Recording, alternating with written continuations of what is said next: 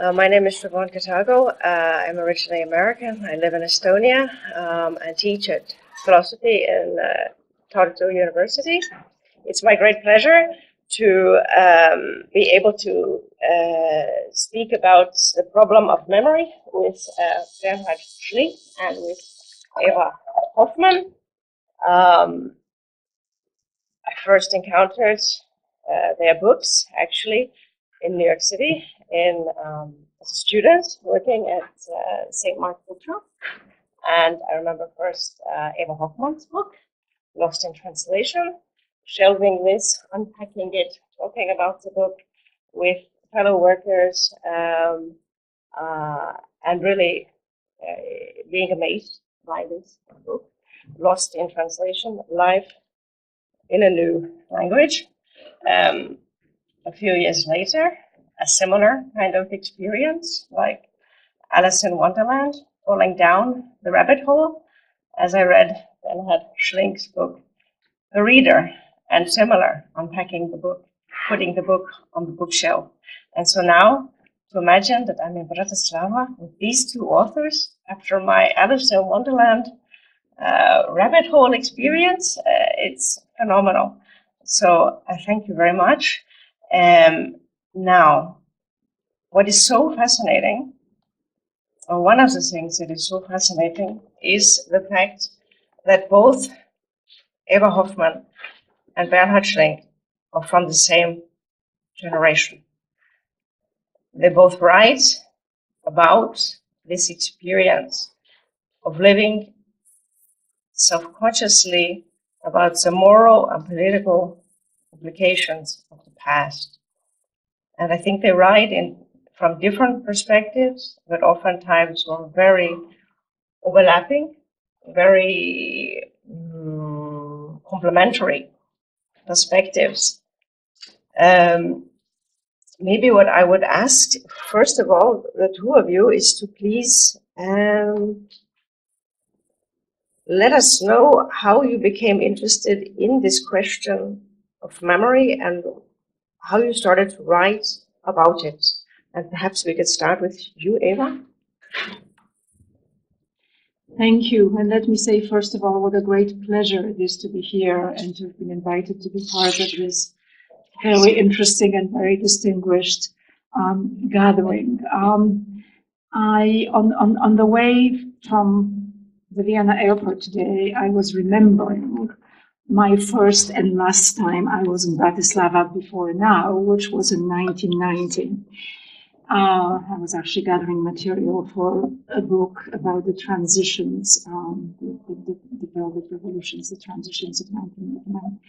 And I remember my sense of utter amazement at how close Bratislava was to Vienna, at how close Slovakia was to Austria. In my imagination, the distance between the two countries was enormous. Slovakia was in the other Europe. And, you know, the division created a sense of a great distance. So now, of course, 25 years later, Slovakia is part of the other Europe no more. And it's very interesting and very exciting for me to be here again. So yes, how did I come to be interested in questions of memory and in the perspective of the second generation? Well, it started, of course, with a very formative, a very potent experience of being the daughter of Holocaust survivors. My parents survived the war and the Holocaust in the Ukraine, in a tiny little town, so tiny that ages later, when I tried to find it on the internet finder, I couldn't. And that's maybe the definition of tiny these days. Anyway, it was the Polish part of the Ukraine, where the population was quite evenly divided between Poles, Jews, and Ukrainians. My parents' lives in that worst of times, and in an area of the world where, statistics of survival were very small. My parents were hidden by Polish and Ukrainian neighbors who were doing so at the risk of their own lives. Their entire families were killed, were annihilated. So this was a kind of foundational cluster of knowledge I came into. I think I knew these facts one way or another from very early on. A foundational cluster of knowledge which it has taken really sort of a lifetime, I could say, to unpack. I was born so close. I mean, I was born in Krakow. When they realized that their part of the Ukraine was going to be absorbed into the Soviet sphere, they made the very smart move of going to the nearest big Polish city, which was Krakow, and it was a fortunate choice for me to have grown up in Krakow.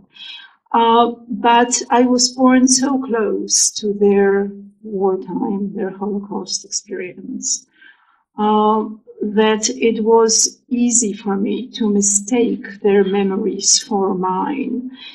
It seemed to me when I was a child that I knew the attic in which they had been hidden by a peasant for about 2 years. It seemed to me that I knew the bridge on which my father was arraigned by 2 Ukrainians and from which he jumped into an icy river.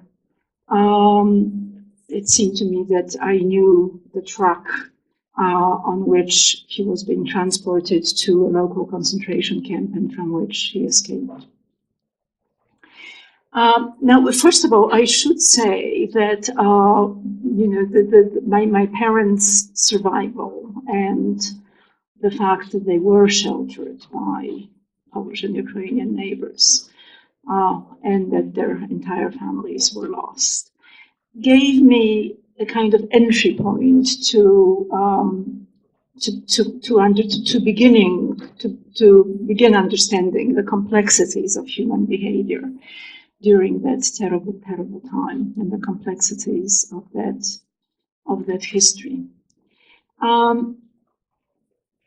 But although I could almost mistake their memories for mine, they were not my memories. I did not, in fact, know the attic in which they had hidden, as I understood very concretely decades later when I did go to the village where they had survived, to the shtetl where they had survived.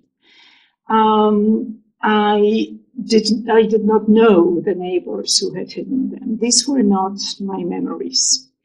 What I had inherited, what I think many of us, members of the second generation, inherited, were the emotional after effects of our parents' traumatic experiences. I could sense, the huddled hiding, the fear that they experienced there. Others could sense the guilt and the shame that their parents felt for being humiliated, because it is one of the terribly unfair aspects of traumatic histories, that guilt is often transferred into the psyches of the victims, while it is often a terrible fact that perpetrators do not feel remorse. So what the children inherited were the emotional after effects, the sheer existential insecurity that their parents felt. There is so this was, a very deep transmission. After the after effects of trauma continue for a long time, and they course through the psyches of the subsequent generations.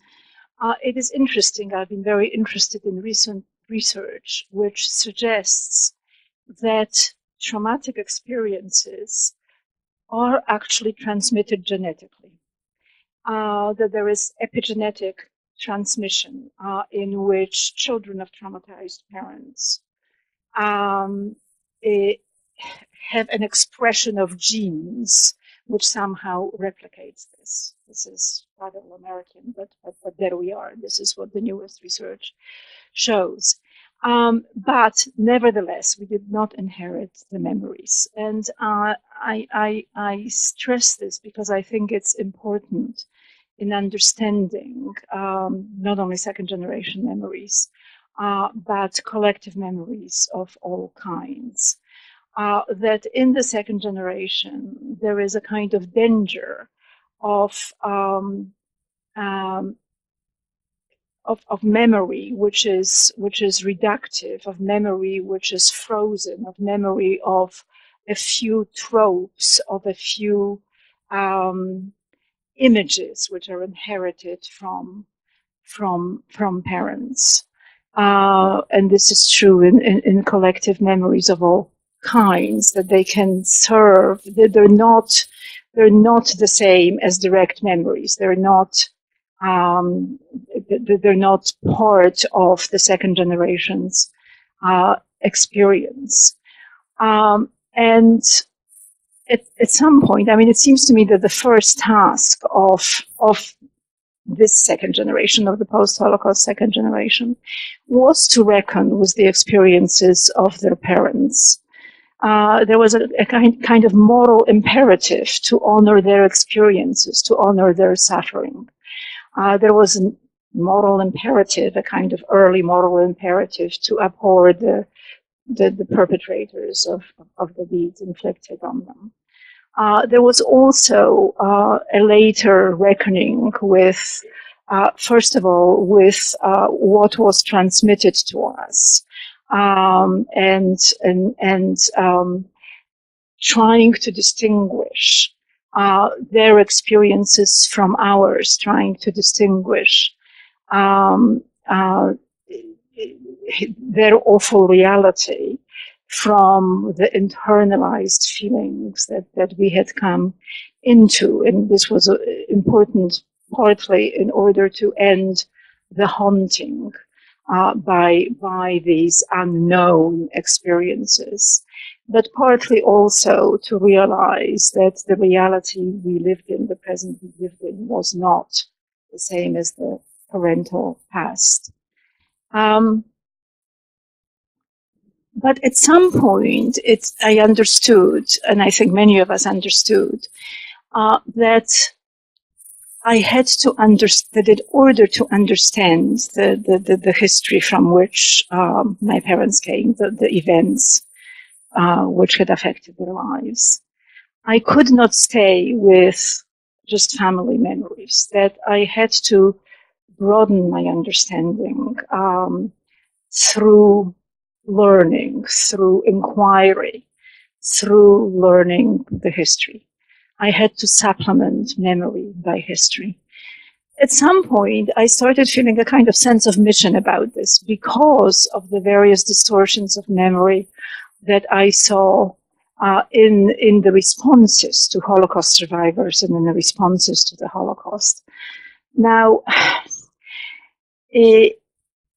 we emigrated to Canada and then I to the States. So I'm talking about the reception of these events in the States and from a great temporal and cultural distance. And of course, this is one of the dangers of fixing memory, that it becomes much easier from a great distance. But the reception of the Holocaust, we now have a phrase for the stages of response to this event, began with something like disavowal. I mean, people simply did not want to hear about the experiences of the survivors. They rejected it. And this was really a worldwide phenomenon. This went on everywhere. Perhaps people simply could not bear to confront this past quite yet. Perhaps they wanted to turn towards life after this mass death. But it was very hurtful for survivors. It drove them into a kind of deeper silence and solitude. And solitude is a very central element of trauma. There was then a kind of great swing of the pendulum in which not only the Jewish second generation in America, but really everybody became preoccupied by the Holocaust, was a preoccupation which verged sometimes on obsession. But this also was happening from a great distance and without really understanding what had gone on. And so, you know, there was a great deal of repetition of certain formulae, of certain formulaic pieties. We must remember, we must never forget, we must honor the survivors. But this was often not supplemented by knowledge, not supplemented by an understanding of the human textures, of the human meanings of this experience. And so it seems to me that the second generation after atrocity is a kind of hinge generation whose task is to transmit the knowledge of these events with the understanding still of the full human meanings, but at the same time to transmit it as history rather than to convert it into another myth, into another partial memory. And perhaps it is the task of post-war generations everywhere, actually, to excavate these histories from their repression and to deepen and to work through and to process and to understand various partial memories, so as to acknowledge the full complexity of this world-altering history and of other histories as well. And perhaps this is particularly important in this part of the world, in Central Europe, where memory was, after all, curtailed by repression. I mean, where there was a kind of real censorship of these subjects. So the memories could not be worked through. And it's also a part of the world where the histories are very complex, where nations were often on two sides of the history, often felt themselves to be victimized and powerless, but often at the same time colluded in the perpetration of terrible things. So this is a very difficult history to decode, but an unpack and very difficult circle to square. I'm not sure it can be squared, but it needs to be acknowledged, I think, and worked through. Thank you. So, Eva, you come from the background of literature, yeah, and also having been an editor for the New York Times Book Review and write for the New York Review of Books. Then, Bernhard, you come from a tradition of law.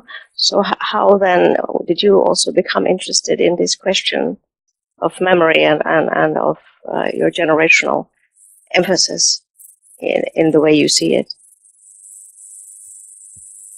Well, first of all, I'm grateful to be here, to have been invited here and to be here with Eva and Siobhan. I was born in 1944 and I experienced something that my whole generation experienced. There wasn't much talk about the past in the 50s for a variety of reasons. And then in the late 50s, we had the first big trial, Nazi trial, after those in the 40s. And then we had the Auschwitz trials in the early 60s. And that was when my generation began to wonder, what had our parents done during the Third Reich? And for many of us, it was a shocking experience to learn that for some it was the father or the mother who was with a BDM, with a Deutsche Mädchen, or an uncle or the pastor or teacher from whom one had learned, a professor. So these figures of authority and importance, figures to whom we owed a lot, people we loved. We learned that they had committed atrocities, participated, looked on. And this was the dilemma. On the one hand, one doesn't stop loving a father simply because one learns what he has done. One doesn't stop owing to a teacher, my teacher, to whom I owe the love for the English language and many other things. And then you learn that they were involved in something awful. So we wanted to know more. We wanted to find out, how could they do it? Is there a way to understand what they did and why did they do it? And again, the experience, no, we don't understand how far they went. It's the experience of encountering people who committed monstrous crimes without being monsters. If they would have been monsters, it would have been easy. You just distance yourself completely from this person. But you can't, because they weren't simply monsters. And I think this is the tension with which my generation grew up. And it's also the experience that, in a way, entangled us into the guilt of the first generation. I think, and we could have a legal history excursion into that, I think that keeping those who are guilty within one's solidarity or even love entangles you into their guilt. The only way to free yourself from this is to break with them clearly and profoundly, to throw them out of the community. And that was something that the German society didn't do after the war and probably couldn't do after the war. And this is something that my generation also couldn't fully do, but stayed in this dilemma that I tried to describe. But the guilt was something that all of my friends, fellow students experienced, and all of them at one point in their life tried to learn more. So my fellow doctor students, medicine students, they began to research the history of doctors in the Third Reich. How could doctors become criminals in concentration camps or killing disabled people? In my field in law, when I was a student in the 60s, the literature of our professors that they had written in the Third Reich was locked away in a so-called poison closet. And one only got access with special permission by the dean. And that was granted only if one had a very serious research project. So one of the steps of the 1968 student revolt was opening these closets. And we began reading what our professors had done and written in the Third Reich. And others in their field, I know about architects who became interested in what did architects do in the Third Reich and how much did they compromise their aesthetic ideas to please the Nazi regime. I think for all of us, beyond the guilt, the understanding how thin the ice was on which German culture, German institutions were built, and how easily it broke in 1933. I mean, we had universities, churches, unions, institutions that seemed to be lively and well-founded, and within a year, the ice broke. And the question, how could that happen? So besides the experience of guilt, the simple question, how could this happen? And the ice on which Germany felt to live so safely could break so easily. How thin or thick is the ice on which we live nowadays? And what makes it possible that something like that can never happen again? And this is what my generation then tried to bring into their professional life. Teachers tried to teach the next generation what they hoped would make the next generation immune against something like that. So teach them what had happened, why it happened, to teach them moral or civil courage, to teach them to stand up, to resist. And in law, we tried to integrate, you can describe the story, the legal story, the constitutional law story of the 60s, 70s, and 80s to quite some degree as an attempt by our Federal Constitutional Court, by our constitutional scholarship, to build constitutional life so strongly and safely that it is immune against awful things like they could happen at the end of the Weimar Republic. I would say the experience of the second generation, first, the dilemma. We love them and we owe them, but we have to see what they did. The entanglement into their guilt. The wish to know more, to learn more. How could it happen? To think about what can be done, that it never happens again.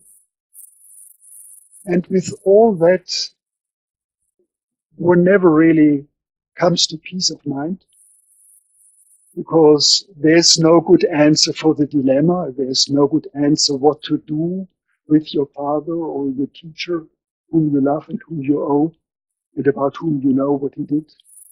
There's no good answer why the ice that seemed so thick, broke so easily. And there's not even a good answer what we have to do now. I sometimes think the generation of my son and of my grandchildren, for whom moral courage has just become a mainstream thing. It's so easy now to stand up for something. It's just what everybody does. That's what they learned. But will that help them to stand up against the mainstream that at one point may become bad again? So even there, I don't have a feeling that we succeeded. And you talked about the trauma being passed on to the second generation. And to my generation, the guilt has been passed on. And I don't know resolution for all that has been triggered. May I follow up on this question of or issue of guilt? Because you write about collective guilt in your book, Guilt About the Past. And in fact, it's the first chapter, collective guilt. And when I read it, the first question I had to mind was, or the first thing that came to my mind was what Hannah Arendt wrote, where everybody is guilty, nobody is guilty. So is it possible to have a collectivity, a nation, be guilty, or is it more collective responsibility, which would also be a little bit what you feel for your generation of survivors? And I think you, in your book, After Such Knowledge, talk about responsibility to the past. So, Bernhard, is there a difference between collective guilt and collective responsibility?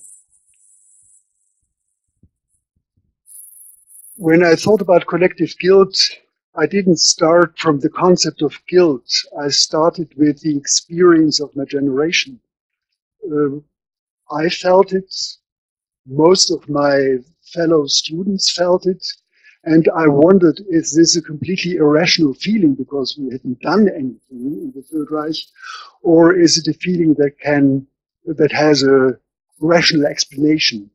And that's why I looked back into legal history and came to see that tribal law was so that if a member of one tribe hurt or murdered a member of another tribe, the first tribe could either expel the perpetrator, and if they kept him within their solidarity, then they as a whole became responsible. And I think something of that is what we felt. Germany hadn't, and we as a second generation didn't expel them. We kept them within our solidarity. We kept them as our teachers, professors, parents, whatever. And so I thought this is a kind of guilt.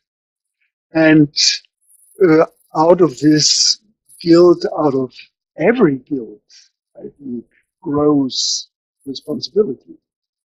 But I hesitate to say it's not guilt, but rather responsibility. Responsibility has its basis. And guilt is one of the grounds for responsibility. So, no, I would say there is a kind of guilt. It's something different from what Hannah Arendt talks about. Is it closer to what Jasper says? I think it's something simple and explainable, and something that we find even as a legal concept. We don't have it as a legal concept anymore, but I think there's a moral truth to that. Yes, please. Yes, just to add a question. I wonder if you felt that, I completely understand the dilemma, the kind of the impossible dilemma of loving people whom you, to some extent, have to morally reject. It seems to me a terrible dilemma. But I wonder if your generation felt that you had the right to demand something from the older generation, to demand acknowledgement of what happened, to demand perhaps understanding of what happened, to demand some reckoning of their own with the past. I actually remember reading interviews in a book called Born Guilty with children of perpetrators and sometimes grandchildren of perpetrators, in which, some people challenged their families very painfully, but did challenge them to stop the disavowal, in a sense. To stop the denial. Yes, that's also something that I know from all my friends, fellow students. They tried to challenge the parents or the parent generation.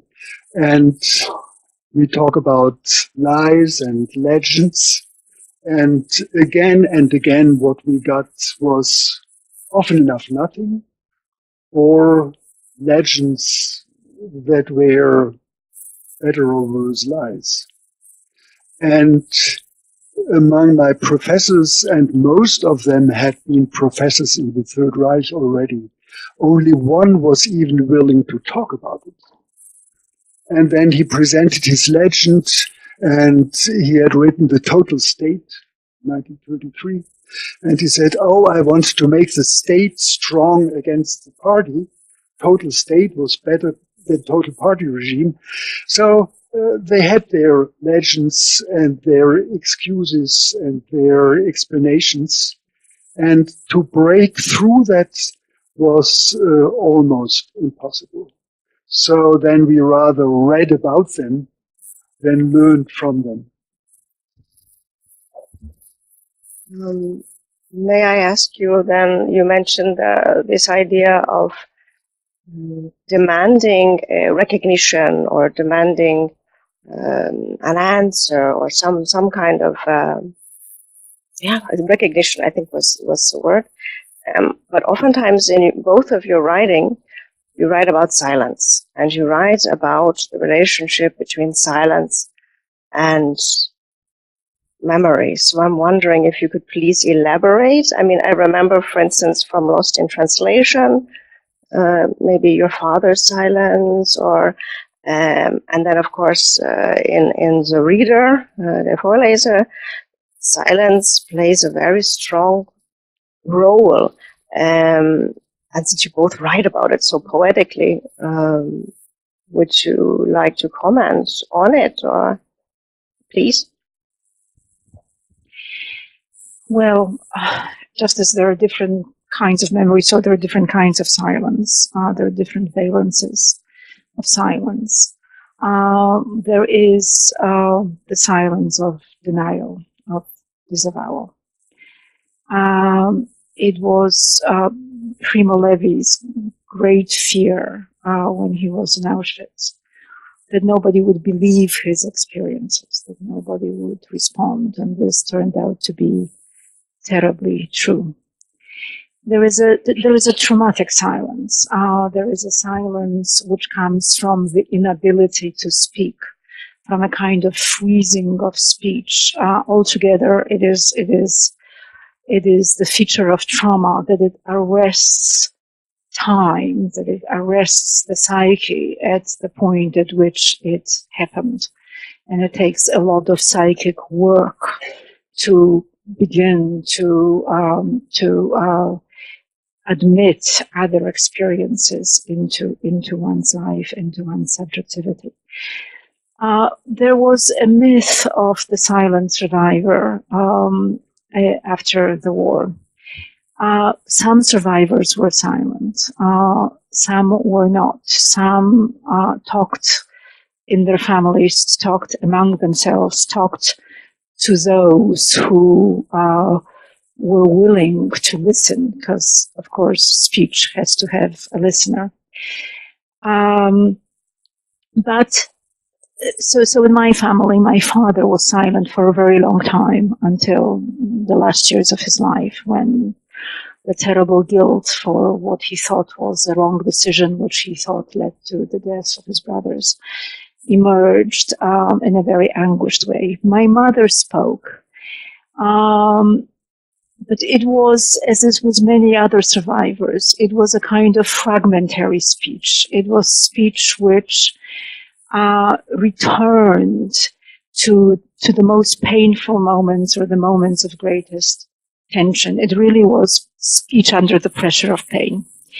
It wasn't speech which narrated events. And in fact, again, many sort of children of survivors have talked about the difficulty of making a narrative, of understanding the narrative of their parents' experiences.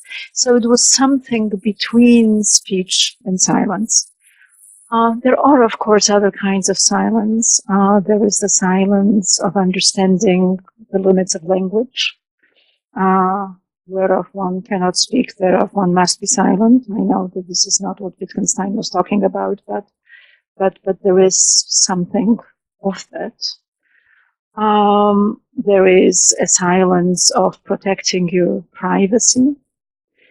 There may be a silence of rest from the obligation to bear witness, the obligation of testimony. So I think, there are different kinds of silence that we have dealt with. But part of the silence of the survivors was prompted by the lack of listeners, by the unwillingness of people to take in what they were saying.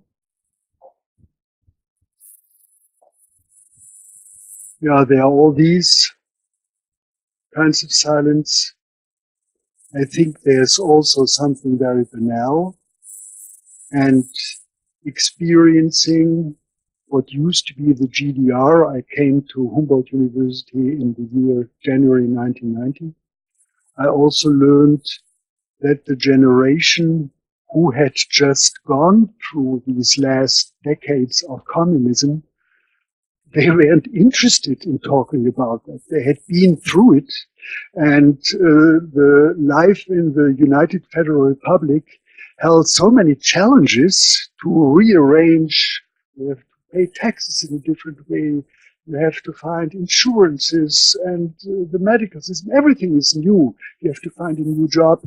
So it took 15 or so years until the next generation got interested in what had happened. The next generation that hadn't lived through it, but realized how much this past, how much the memory of this past still impregnated society and their families even, they wanted to learn.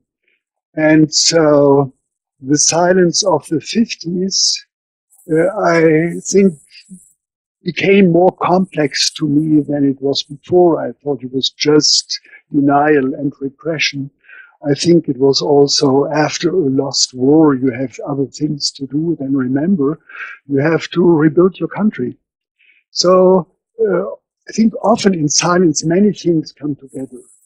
It can be repression, it can be denial, it can be that it's too painful, it can be that it's just not interesting because other things in life are more interesting and more urgent. And even the United States, I think it took something like 15 years before the American society or American literature dealt with the Vietnam War. It always takes a while to be able to deal with a painful past. Oh, yes, please. That in addition to all of this, there is the silence, not so much of psychic repression, but of suppression, which this part of the world has been so familiar with. The silence on the subject of the Holocaust in Poland, on the subject of the non-communist resistance, was the silence of necessity. Of course, it was not complete silence. People talked privately among themselves, but there was no possibility of public discussion of it and therefore a public working through. And so I think the reckoning with these pasts has been very delayed in this part of the world, and probably still needs to be processed, very strenuously. Continuing with this sort of problem of memory that maybe is linked to the silence would be this issue of closure and of reconciliation and forgiveness. And I think both of you, I think, writes this is in After Such Knowledge and Guilt About the Past. Towards the end of the books, it seems almost as if you are finding closure or reconciliation with this topic, but I would like to ask, what is the relationship between remembering, forgiving, and reconciliation? These are very different, but they seem to be themes, especially I think towards the end of your Guilt About the Past book, that you raise in different ways.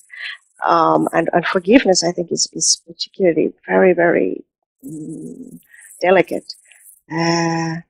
So I don't know who would like to.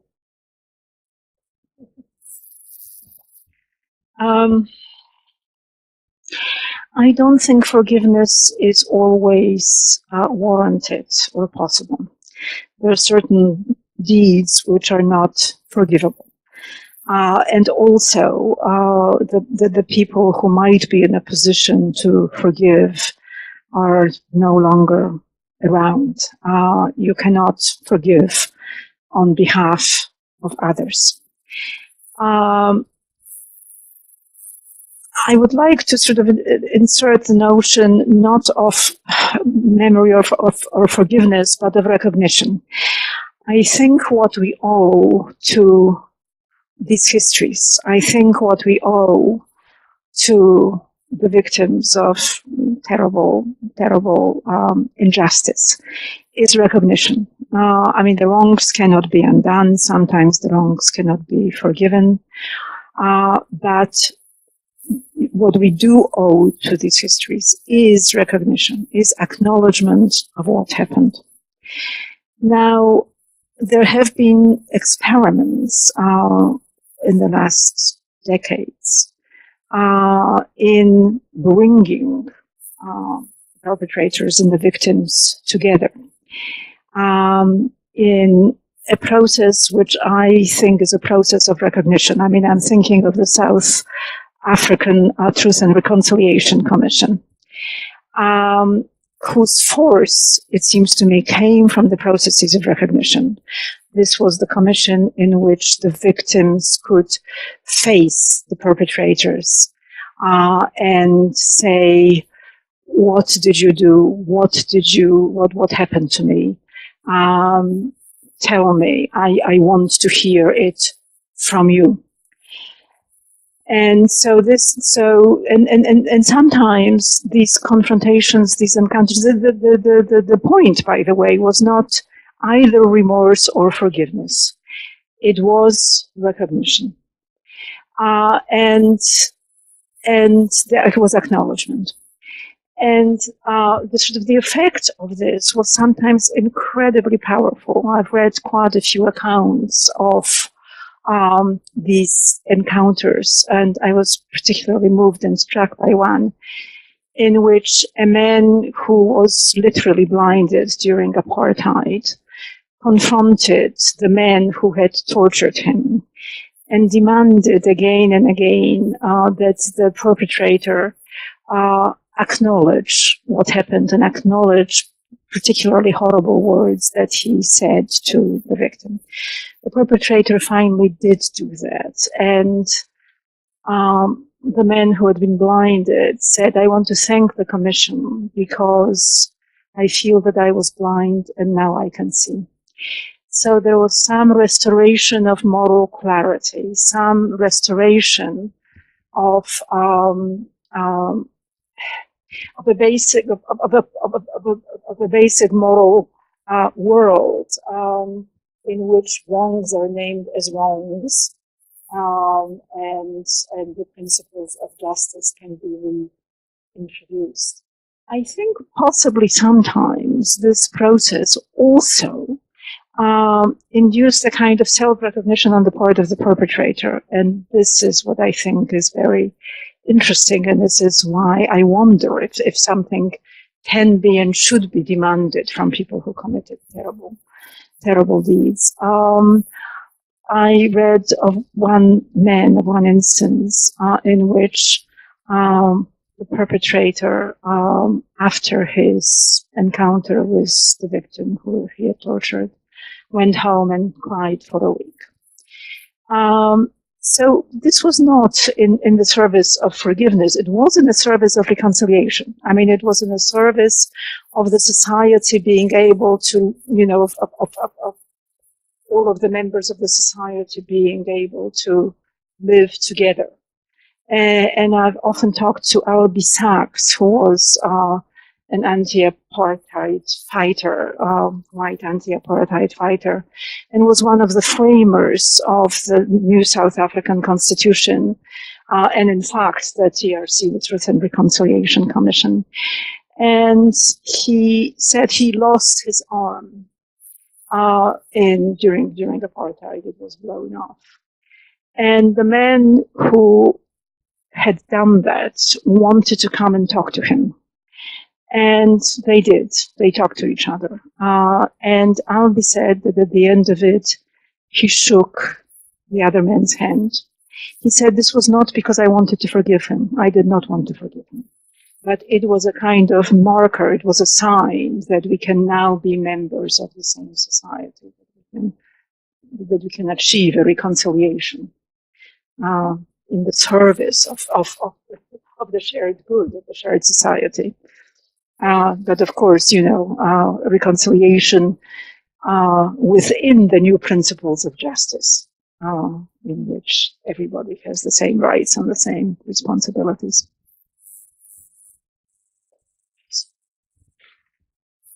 I agree. I think that's what reconciliation is. We know that we are at least equal enough to live in the same society together. And that doesn't mean forgiving. I also agree one can't forgive on someone else's behalf. And it's too late for forgiveness. Maybe God, but that's a different story. I think, and I'm particularly interested in that maybe because I'm a lawyer, I've often heard that truth and reconciliation succeeded in cases like the ones you mentioned. Often they lied. Often they were not willing to recognize. And what the procedure was meant to be, then he can be prosecuted if it's found out that he lies. And also the victim is to be compensated. These elements were often enough missing. And so to bring closure for society where recognition fails, I think we need other instruments, other procedures, institutions. And now the most likely last concentration camp guard is being brought to court in Germany. He is 92 or so. Of course, he can be re-socialized. I mean, he adjusted to society after the war perfectly. And still, I think it makes sense, even though it's not so much about changing him, it's definitely not about changing him, but these procedures, these trials are an important element of closure. And that was one of the problems with truth and reconciliation, that they were often enough missing. And then reconciliation is up to the goodwill. And in a way, a court trial also is an element of reconciliation. We accept him as an equal who has to be punished for what he did. And so reconciliation, I think, has many presuppositions and holds many elements, voluntary recognition, but also trials, compensation, public acknowledgement where individual acknowledgement fails.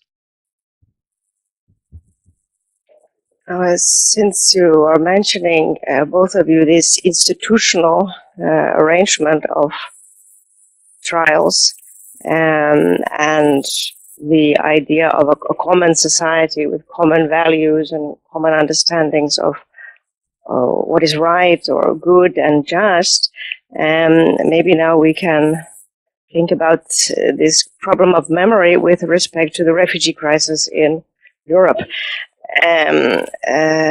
Which seems to be a great challenge to the very values of hospitality, of human dignity. And so at the end of, I'm thinking at the end of September, when philosopher Jürgen Habermas receives the Alexander Kluge Prize, and he was asked to comment on the refugee crisis, he said, rights to asylum are human rights. Asylrechte sind Menschenrechte. And I think this is so powerful and important. But at the same time that I think of this, both of you have different examples of this in your writing. in the sense that, Bernhard, you are a lawyer, and if we think with Immanuel Kant's perpetual peace, then, which of course it's ideal and beautiful, but important that he writes there that that the right to hospitality is a right. It's not philanthropy, it's not charity or goodwill. It's a right. But on the other hand, Eva, your life experience of your parents demonstrated the thinness of this right to hospitality, and rather the great luck or good fortune of the kindness of strangers. So how thin is this right to hospitality? How thin is the right to hospitality? When oftentimes history demonstrates the very opposite. Who would like to? It would be so nice if we had Kant on our side. Unfortunately, we don't. Kant talks about the right of the visitor to come and get in touch, to offer communication, but it can be turned down. Just because he is a foreigner on our soil doesn't give us the right to expel him. We have to listen to him. We have to get in touch. But the right to live there as a guest that's a special contract. Only the first one is the right that we all have. And as a lawyer, I would say, of course, Habermas is right. We distinguish between human rights and citizen rights. And since the asylum seeker is not a citizen, so of course it's a human right. And human rights still can be curtailed, as citizens' rights too. So recognizing it as a human right, and of course it has to be recognized as a human right, doesn't give us the answer how far can we respect it, where do we have to curtail it, does it pertain to each and every asylum seeker, and what procedures do we install to distinguish those who are really entitled. So all these questions are not answered by the right recognition of the right to asylum as a human right.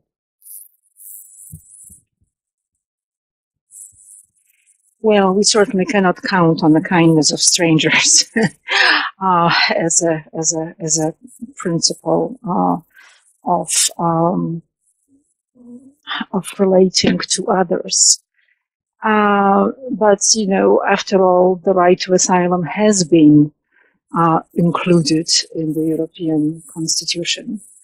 The Charter of Human Rights was drafted, you know, precisely as a result of World War II and the Holocaust. We do have those principles to act on. In the current situation, I'm struck by several things.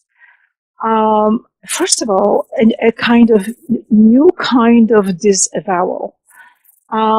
It seems to me, you know, that we see the journeys that these migrants or asylum seekers make from beginning to end. We follow them, you know, reporters follow them, journalists follow them. We could, you know, practically write an email to the person who coordinates them, you know, the journeys in Syria. We really see exactly what's happening. And we don't have one of two possible responses. One of which is, let's help them, let's take them in, and then, you know, see what follows. The other of which is, let's close the borders, and, you know, not give them false hopes. But it is as if we see and we don't see what is happening. And I think that is a real failure of effectiveness, of European effectiveness. I hope I'm not saying something too terribly provocative, but it seems to me very startling that this has not been addressed more energetically. the scale of the problem, of course, makes addressing it incredibly difficult. And in a way, I think that if we do want to take in legitimate asylum seekers, we do have to uphold the definition of who asylum seekers are. We do have to distinguish them from migrants, because it is impossible to take everybody. One of the failures so far in all of this is, it seems to me, a failure of European solidarity. And of course, countries in this part of the world for a long time refused to take in anybody at all. Now I think small numbers are being talked about. And perhaps just to return to our subject of memory and history, perhaps this is made possible by a kind of suppression and deletion of various aspects of this region's history. First of all, it seems to me that the memory of the multicultural past of this region has been deleted, has been forgotten. I mean, this part of the world was the melting pot of Europe, in which there was actual multiculturalism long before it arrived in Western Europe. So, so this kind of sense of various national identities as being homogeneous and writ in stone as homogeneous is a kind of distortion of history. And possibly it is also true that in this part, that because of this suppression of memory, of this censorship which was imposed on many countries in this region,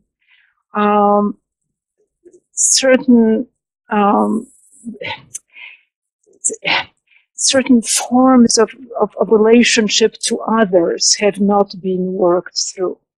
And so it is perhaps easier to repeat the patterns of prejudice, or not to be sufficiently terrified of them and horrified. So I think the past is playing some role here in the present.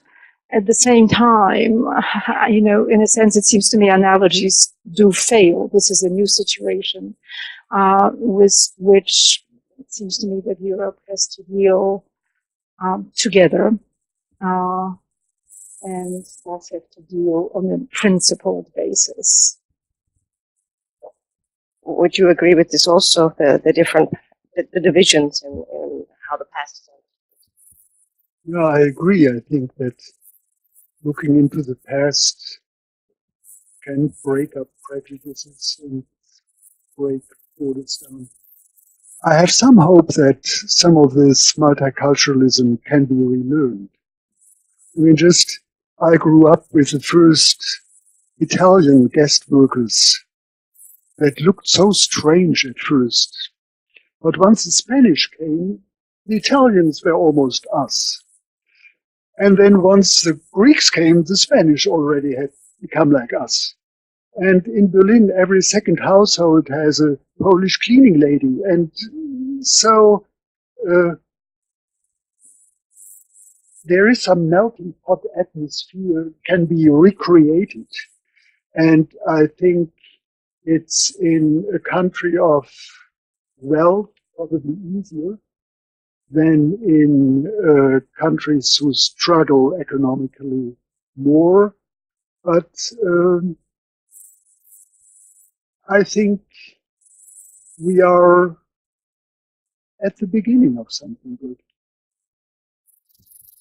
I mean, do you also think that there's a role that has been played in the sense that Western countries, West European countries, had 40 years in which they could come to grips with, talk about the Holocaust and Nazi past, whereas that was different, perhaps distorted, I think was your word, in East European countries, and that plays a role in the response?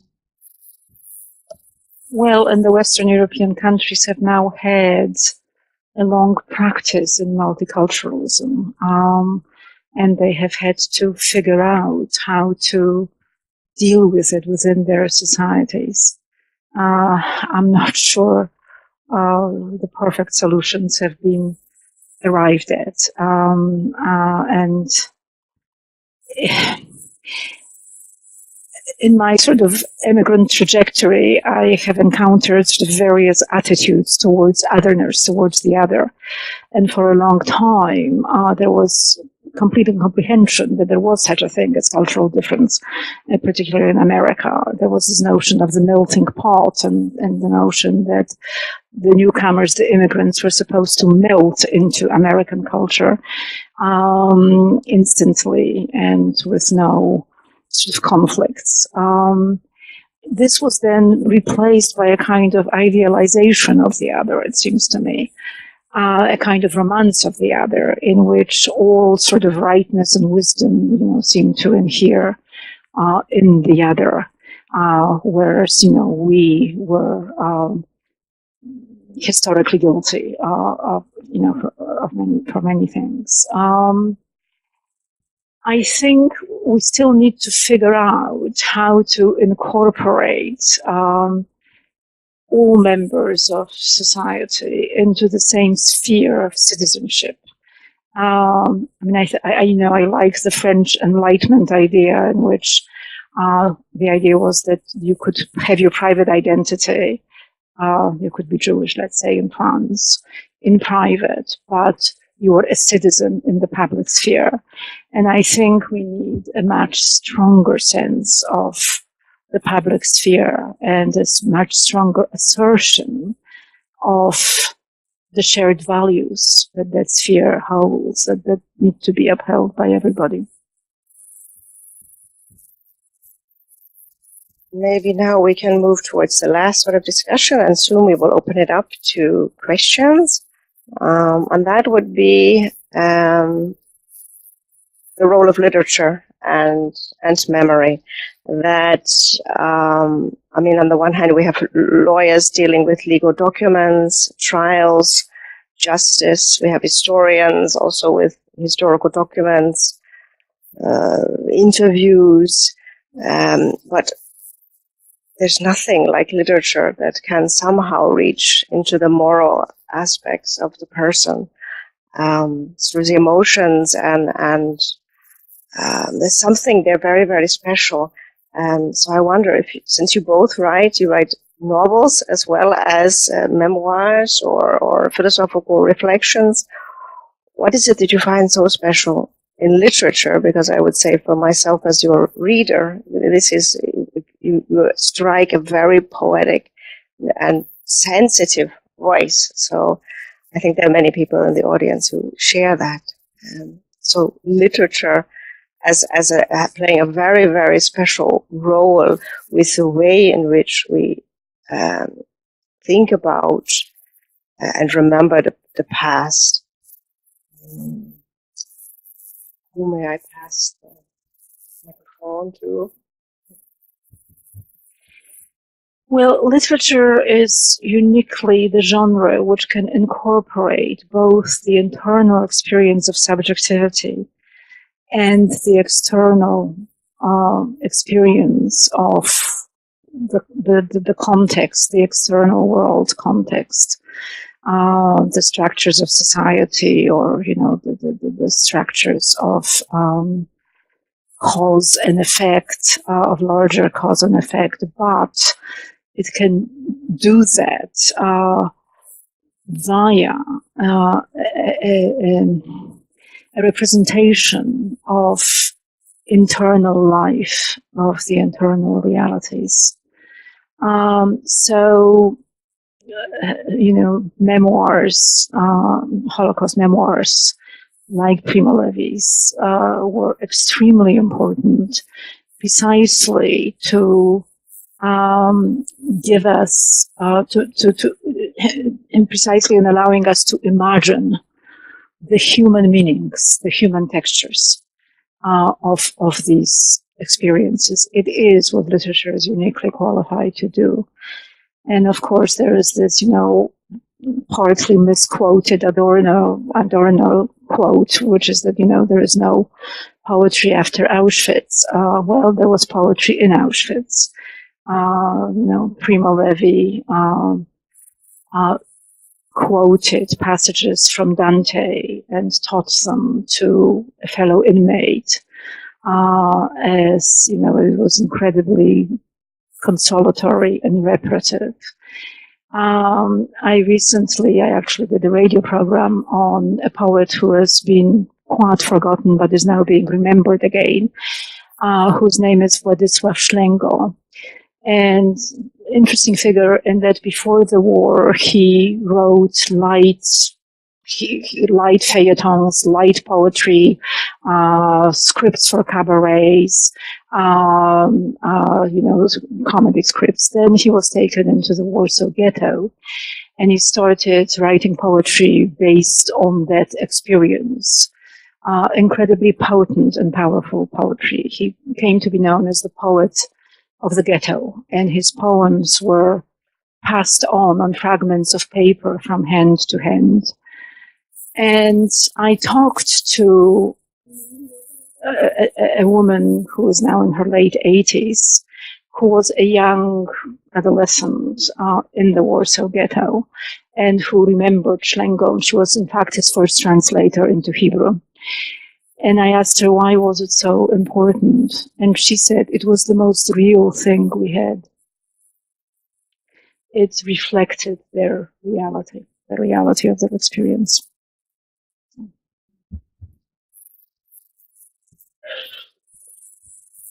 That was beautiful. That was beautiful. I always have a hard time. You sent us this nice that only literature can do.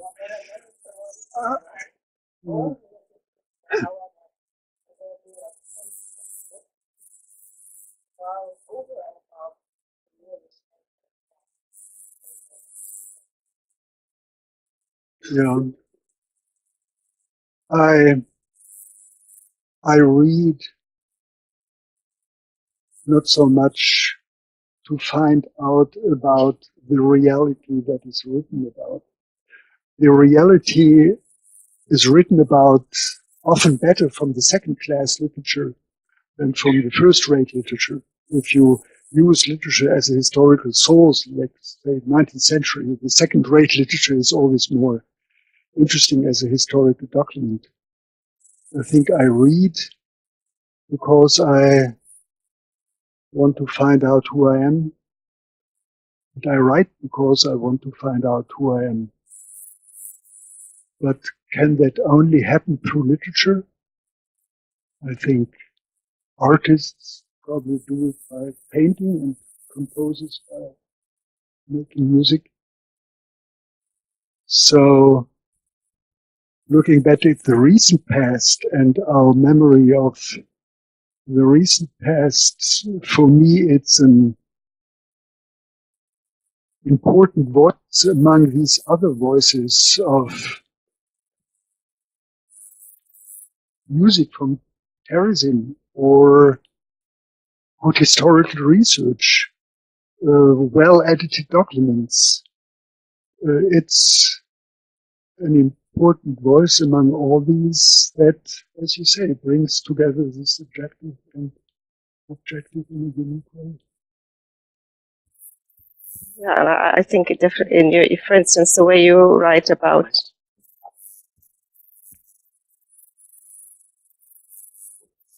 the way you, for instance, what struck me was the way through the characters of Hannah and Michael, you were able to get to this, or to the reader, to myself, the dilemma, and the difficulties, the moral dilemmas, and then for the reader to try to imagine and understand, to empathize. Maybe this is this unique aspect of art, on this empathy. One cannot put oneself completely into the shoes, in particular if it's an imaginary character, a fictional character, But there does seem to be this unique ability to bridge and to find, how did you put it, this internal life of the person, and your work, both of you, has been very unique in this. Would any of you like to say anything before we open it to the floor? Would you like to? Okay, so then, please, we welcome your questions directed to either both or one of the speakers. I thought we see. Yes, please. Oh, you need this? Okay. Have this.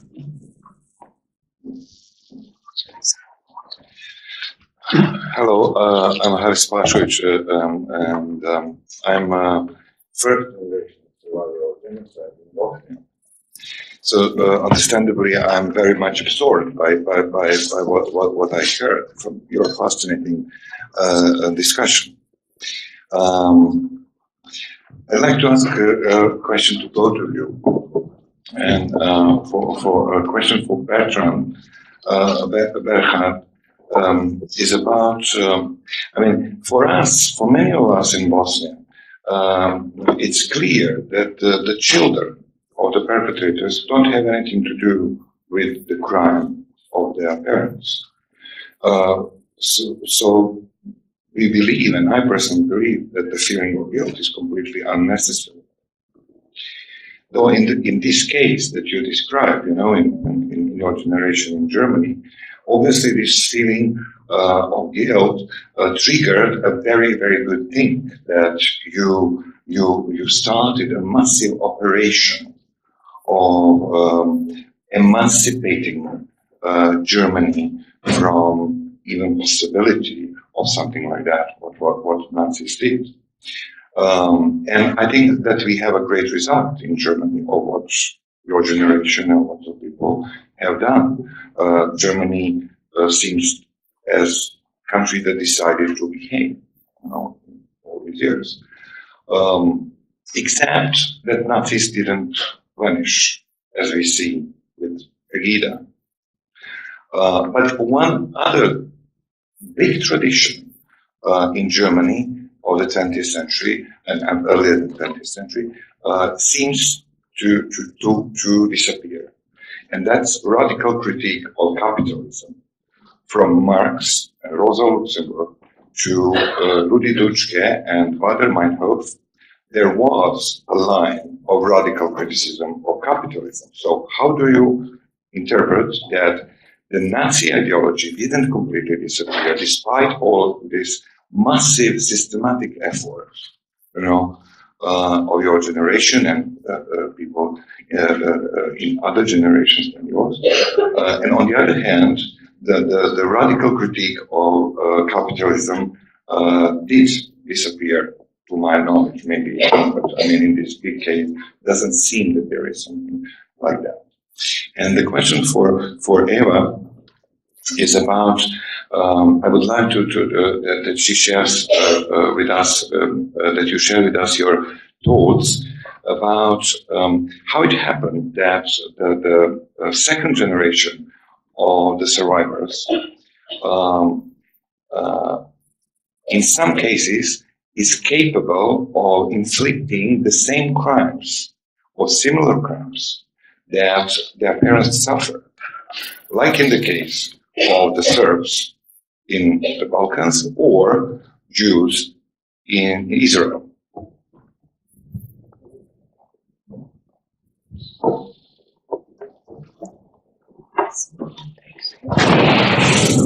That did not work. Oh, no. How to give you a microphone? Maybe I just speak if you don't mind. Sorry, I'm sorry. No, what? It works. Where's okay. the tape? No, it's okay. Oh, excuse me. okay. You haven't asked me, but I think what the Israelis do in Palestine is not at all comparable to what happened during the Holocaust. But to my questions, I don't think that Nazi ideology is reappearing with Pegida. Pegida is a movement of resentment. And it's a movement of massive resentment for which we have a couple of reasons. It's not a coincidence that it's in Dresden in the east and hardly in the west. And it has Nazi undertones or overtones, but it's far from a real ideology. And I think one of the lucky things is in Germany that we don't really have far right-wing intellectuals. So it's always a kind of resentment movement that doesn't gain more shape than expressing the resentment. And anti-capitalism, I think we have a strong recurrence of anti-capitalism. And I think it has to do with the end of the Cold War. Up to then, the West always had to be at least as good at the East, but also much, much, much better. So what the East could offer socially, educationally, the West had to offer too. And on top of that, it had to offer freedom and wealth and everything. And since the end of the Cold War, capitalism has been unchanged in a way that now, since 10 years or so, 15 years, invites more and more criticism.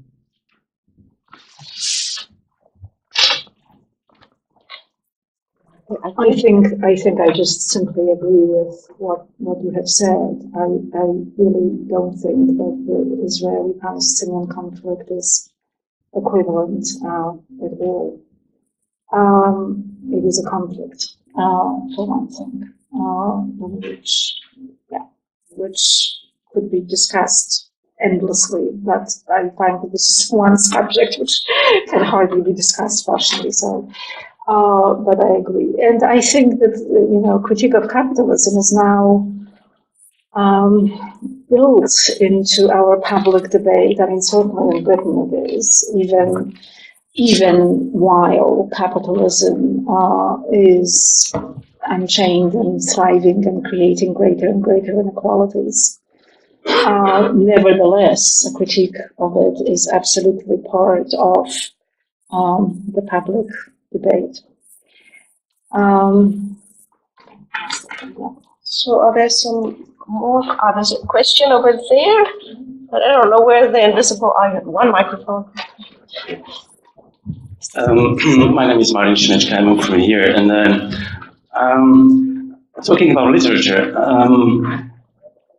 and silence, I would like to ask, because my experience here in this region is that, well, in the communism there were, I understand why people lie or don't want to talk, but there were also hundreds of writers who lived in that communism who were part of that, except those dissidents who were on the other side.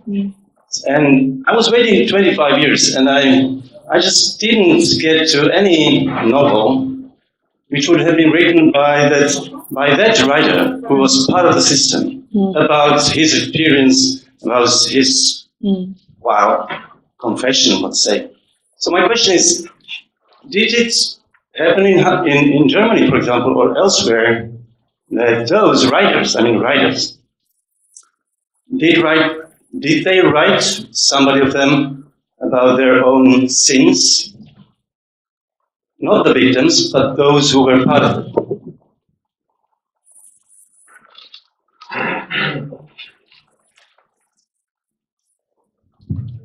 Nobody comes to my mind right now.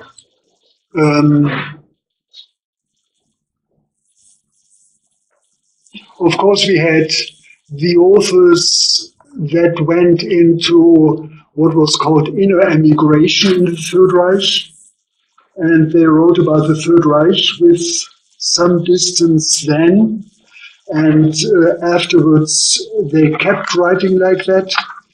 one who was really involved and a committed Nazi and maybe even a perpetrator, who has written about that with some insight into what he did? No, nobody comes to my mind. But I'm not a literary scholar, so there may be one whom I have never encountered. I mean, I can think of some instances in Poland. I mean, for example, Czesław Miłosz, I mean, he was not colluding with terrible atrocities, but he did serve in the communist government in the immediate post-war period, and it was a matter of considerable conscience searching and guilt for him. And he did write about it, and he also wrote a wonderfully insightful, important book on the methods of self-censorship, called The Captive Mind, on the methods wherein communist intellectuals deceived themselves into thinking that they agreed with the regime, for example, or deceived themselves gradually into giving up on opposition. So there has been some literature of that. I mean, there was also what is in France, so Francois Fouret's Passing of an Illusion, when he reflects on his own time in the Communist Party, albeit not in Central Europe, but in France. But this was a very, I think, important. Yeah. So, but that's not literature. Yeah, this used to be.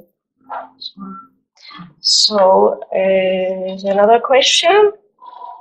Let's see, it was back there. No. Yes. Of course you can. I think this is. I apologise if this was touched on at the beginning, as I came a little late. But one aspect which would interest me when talking about sort of guilt and memory in a German context is, I would be interested to know, as far as you're able to tell me, what sort of role maybe the curriculum and the occupied powers had upon this sort of sense of guilt in its moments. Sorry, curriculum in occupied. Well, I'm just thinking, in the years straight after the war, I'm assuming the curriculum was determined to some extent in cooperation with other powers within Germany, and I wonder how much that determined the sort of opinions which people grew up with in that generation. I was born in 1944, and I don't know anything about the curriculum in the late 40s. It's general knowledge that right after the war, denazification was a strong attempt, particularly by the Americans, also by the British, less so by the French. And when I came to school, the curriculum in elementary school and then even in gymnasium, it was a humanistisches Gymnasium with Greek and Latin, was just very traditional, not that different from what it, I suppose, had been in the 20s. And it only began that we got interested in the past in the late 50s and then particularly in the 60s. And not led by the curriculum, but more led by the trials, the Auschwitz trial in particular. Although I remember something that somebody said, the German writer, which was that the rebellion of the post-war generation, including very radical forms of rebellion, was caused by the incongruity between what he said was authoritarian family structure and a democratic education. So, so presumably the democratic education had a very powerful role to play in this. And I don't know whether there have been excavations of the cultural factors which led to the possibility of Nazism and the wide adoption of Nazi ideology, cultural factors such as possibly authoritarian family structure. But the interest in that began to grow only in the 60s, not in the 50s. Yeah. Did you want to add something? Can I maybe just add one more thing, which is not directly following up on this, but to some extent directly, which is that I also remember reading a brilliant German journalist called Sebastian Hafner. His book was called Defying Hitler. He reported from Germany in the late 1920s and 1930s. And it was called Defying Hitler. It was really about not defying Hitler. And one of the things which is very memorable for me, what she said, was that the rise of Hitler was not enabled by the strength of fascism, it was enabled by the weakness of liberal democracy. And I wanted to say that because it seems to me that, as we consider our European past, in fact, I think it's, one of the possibilities in a second generation to understand history beyond this fixation of trauma, beyond this terrible, terrible moment. And I think, perhaps one of the things that we need to think about is the history of democracy and why it matters as much as it does, and what are its fundamental values. I think we need to assert and understand the shared values and their importance, and the importance of affirming them and the danger of not affirming them and upholding them. So. Let me add, and I think the values, we can't just trade them as values, talk about them, teach them to kids, to students. We have to embed them in our institutions. Yes. We have to make sure that our institutions, schools, universities really live them. Yes. And only then I think they can be passed on. Yes. They're really thinking about how the Third Reich started to understand how the weakness of all the social and public institutions made it so easy, because they didn't have any inner substance to hold against it. They were just skeletons of institutions, and then they collapsed. Somebody, yes, please.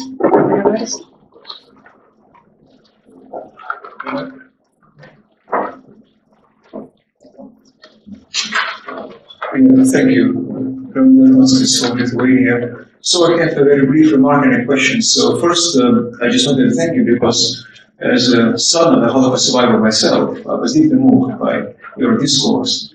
But my question would be about some sort of very peculiar, not to say unique, nuances behind German history.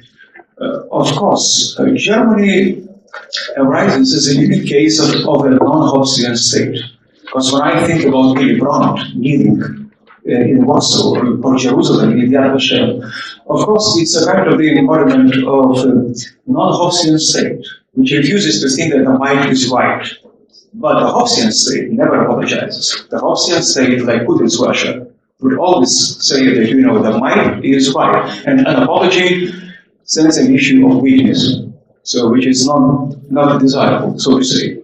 But at the same time, with all due respect to the uniqueness of German experience, from Jasperstadt, Schutzfrage, to some later cases, I have to say that still the fact remains that Germany was liberated from Nazism by America, by Britain, which is a very important fact to compare to, for instance, my country.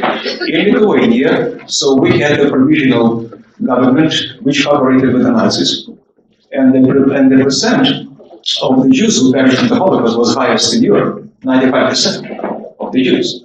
So, and the problem was that Lithuania was not liberated by Britain and the United States. Like Estonia and Latvia, Lithuania was liberated by the Soviets. Had Lithuania been liberated by Britain and America, I have no doubt that our political class, the majority, would have been treated as perpetrators and criminals in most cases, because they really issued some discriminatory laws that were quite similar to the Nuremberg laws and deprived the Jews of everything.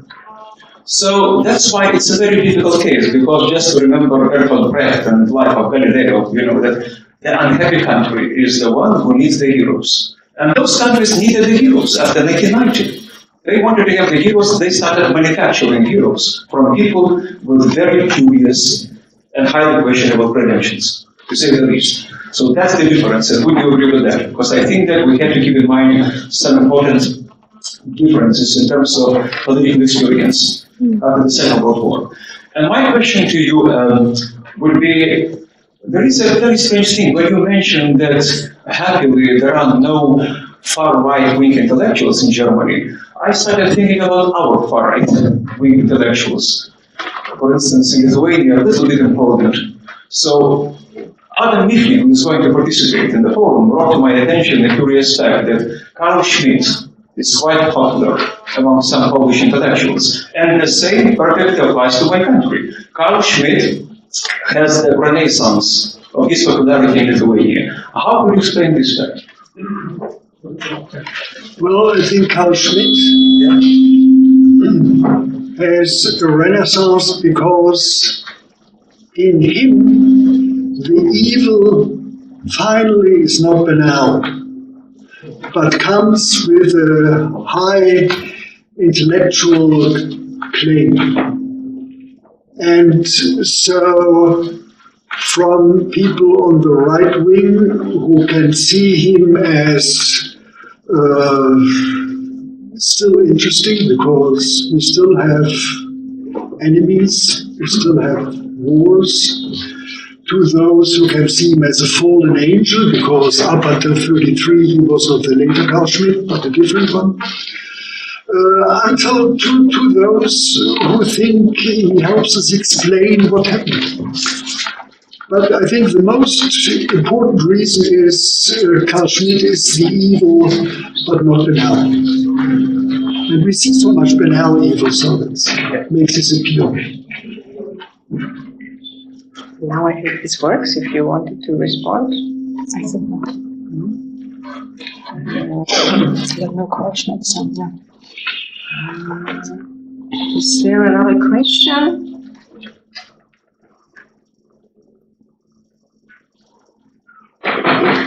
Yes, I'm sorry. Yes, please. Do I have to please? No.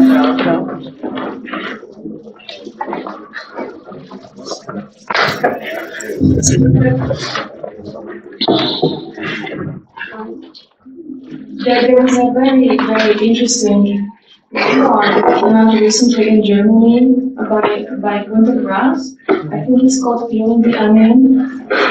And I wonder what you think about it. Oh, the onion, that was not good. That was the memoir. Because that was not good. This is quite good.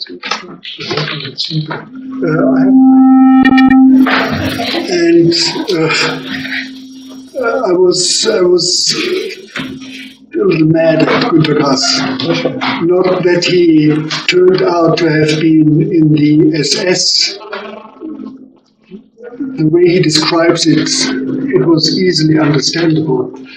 But that through the years, the 60s and 70s and 80s, he claimed the moral authority to challenge others, to speak out, to be truthful, not to lie about themselves, not to offer legends. And in a way, we liked him as a moral authority. And then we learned that he himself had lied and come up with legends. So I didn't feel like reading him anymore. That may be wrong or unfair, but I didn't feel like reading him anymore. Hello. Oh, yes, please, back on the left side. Yeah.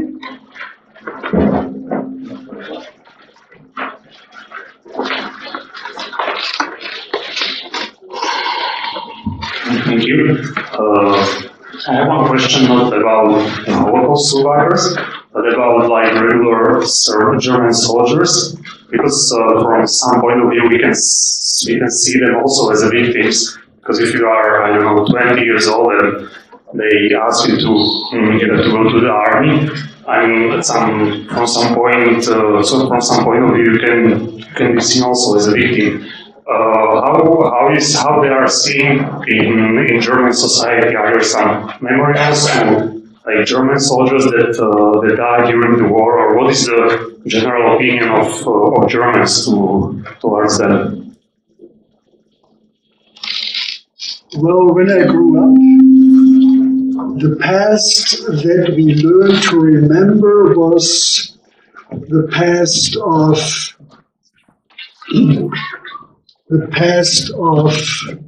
Germans fleeing from the East.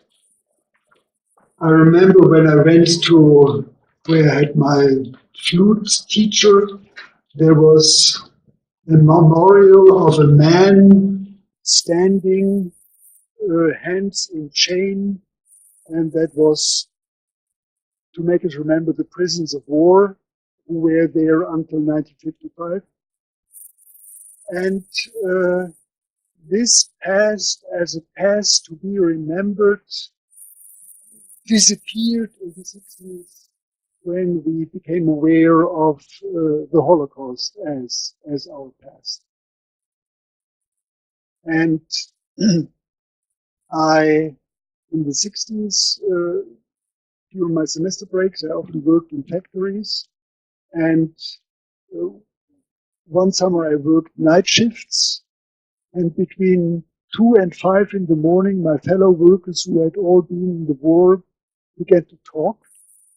It seems to be an hour when people who otherwise don't talk begin to talk. And most of them had not a good memory of the war. Not a good memory. You can't have a good memory of the war. But they didn't feel, okay, we just did our job. We were soldiers that had to fight. But those who had been in Russia, they all had to experience something that made them feel at least uneasy about this past. And now we still have the Volksbund Deutsche Kriegsgräberfürsorge. So still the cemeteries are being taken care of, and whenever corpses are being found, they are buried in these cemeteries. So there is a tradition of remembering them. But the past that we long lived was the past of the Holocaust and the atrocities. Now with 2014, the past of the First World War comes more to the foreground. And I mean, in a way, the First World War is the beginning of the 30 Years' War that only ended in 1945. So I would like very much to thank Eva Hoffmann and Bernhard Schlink for sharing their reflections on the problem of memory with us tonight, and to thank you also for all of your questions and comments. Thank you.